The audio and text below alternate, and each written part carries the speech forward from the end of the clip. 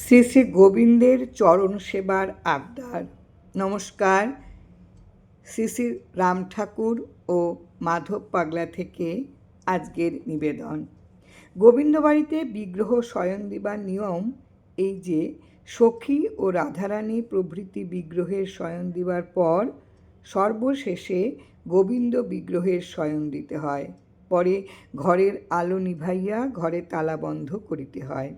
শয়ন ঘরে বৈদ্যুতিক পাখার ব্যবস্থা নাই। জ্যৈষ্ঠ মাসের শেষের দিকে একদিন অত্যন্ত গরম পড়িয়াছে, লোকেরা গরমে ছটপট করিতেছে। সেদিন মাধব পাগলার সখী ও রাধারানীর প্রভৃতি বিগ্রহকে শয়ন দিবার পর সর্বশেষে শ্রী গোবিন্দ বিগ্রহকে শয়ন দিতেছেন। এমন সময় গোবিন্দজি মাধব পাগলাকে বললেন, আমাকে একটু বাতাস করো এবং পা টিপিয়া দাও। প্রথমবারে এ কথা শুনিয়া মাধব পাগলা মনে করিলেন, আজ অত্যধিক গরম পড়ায় ইহা তাহার মনের সংস্কার মাত্র। কিন্তু দ্বিতীয়বার গোবিন্দজির এই কথা শুনিয়া মাধব পাগলা একটু রুক্ষভাবে জবাব দিলেন, আমার এখন সময় কোথায়? আজ শয়ন দিতে দেরি হইয়াছে এবং বাইরের লোকেরা সব প্রসাদ খাইবার জন্য বসিয়া আছে, সুতরাং এখন বাতাস করা চলিবে না। মাধব পাগলা শয়ন খাটের রেলিং ধরিয়া দাঁড়াইয়া এই কথা বলিয়া যেমনি পিছন ফিরিবার উপক্রম করিলেন, তিনি ভীত ও বিমূঢ় হইয়া দেখিলেন তার পা অত্যধিক ভারী এবং মেঝের সঙ্গে যেন আটিয়া গিয়াছে। অসার পা তুলিতে যাইয়া সমস্ত দেহে এক অব্যক্ত যন্ত্রণা অনুভব করিলেন। মাধব পাগলা ইহাতে আতঙ্কিত ও নিরুপায় হইয়া বুঝিলেন, ইহা তাহার মাধবেরই মায়া। আজ তিনি মাধবের পাল্লায় পড়িয়াছেন। তাহার মাধবজি যদি তাহাকে আজ সারা রাত্রি এইভাবে দাঁড় করাইয়া রাখেন, তাহা হইলে এই অবস্থা হইতে তাহার অব্যাহতির কোনো উপায় নাই।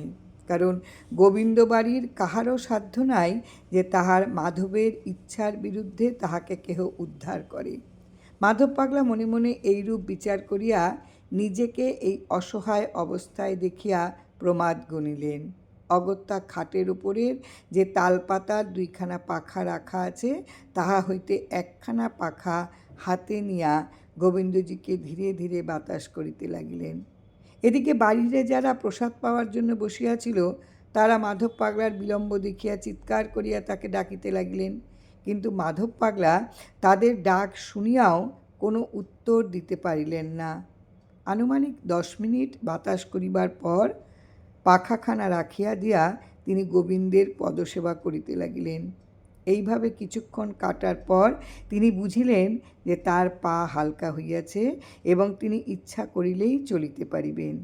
এই ইঙ্গিত পাইয়া তিনি বুঝিতে পারিলেন যে মাধব প্রসন্ন হইয়াছেন, আর কোনো ভয় নেই। তখন তিনি গোবিন্দের শ্রীঅঙ্গে হাত বুলাইতে বলিলেন, মাধব, তুমি এখন ঘুমাও, আমি এখন যাই।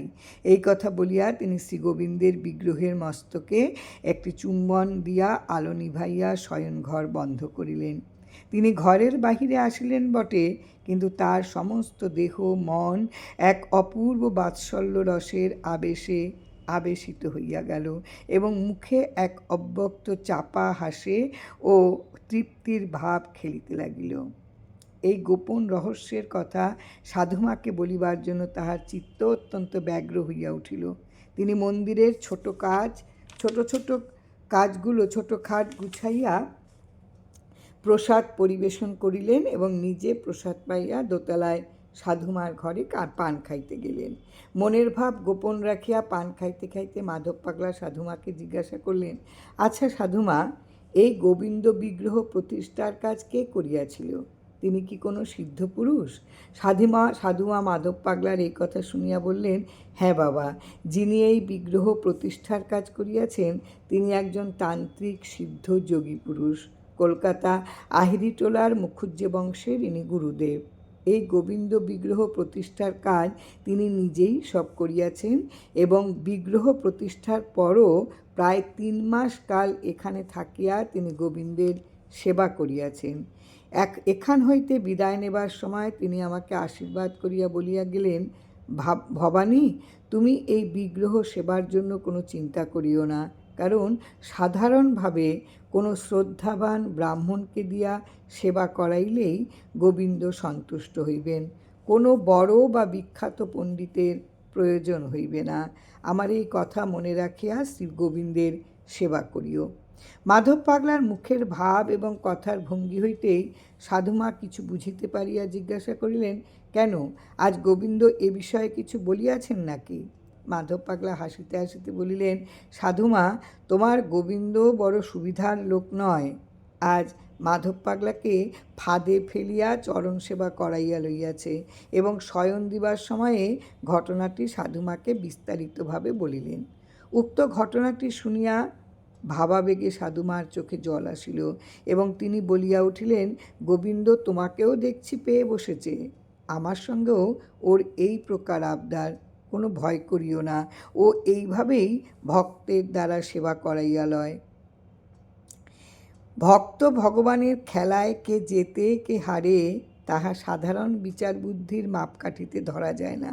এক্ষেত্রে দেখা গেল মাধব পাগলা আজ তাহার মাধবের নিকট পরাজিত, কিন্তু চিত্তে বাৎসল্য রসের স্ফুরণে মাধব পাগলার দেহ মন যে ভজন দুর্লভ অম্লান আনন্দরস আস্বাদন করিল, তাহা তাহার মাধবের জয়ের গৌরবকে ম্লান করিয়া দিল। ইহাই মাধব পাগলার প্রতি শ্রী শ্রী মাধবের অহৈতুকী কৃপা। জয় রাম, জয় রাম।